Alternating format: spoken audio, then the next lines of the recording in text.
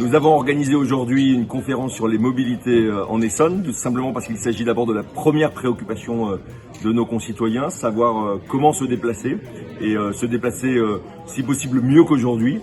Il y a évidemment des enjeux qui sont liés au ferroviaire, qui sont liés à Île-de-France Mobilité, mais il y a de grands enjeux qui sont liés à l'avenir de la route. C'était l'objet de la conférence de ce matin. Nous avons réuni tous les grands acteurs du pays pour voir de quelle manière la route peut évoluer et tout simplement qu'elle soit une réponse à la fois à l'amélioration de la vie quotidienne des Essonniens, mais aussi à la décarbonation, tout simplement parce que la route demain sera plus propre, plus sûre et qu'elle pourra accueillir beaucoup plus d'usagers. Comment ? Notamment en développant le covoiturage et en développant les voies express bus qui sont une des revendications fortes de votre département auprès de la région et de l'État dans le cadre des prochains contrats de projet dont nous allons désormais négocier les termes.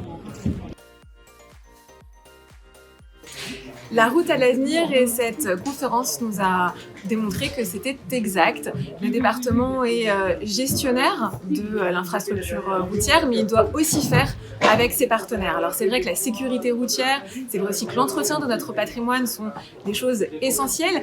Et pour autant, on va aussi beaucoup plus loin dans le développement des nouveaux usages, et je pense notamment aux mobilités électriques, aux mobilités partagées. On pense également au vélo, bien évidemment. Et puis, nous travaillons aussi à limiter les impacts environnementaux liés aux routes, en faire un peu, mais surtout mieux les faire, mieux les adapter, les transformer et imaginer la mobilité partagée.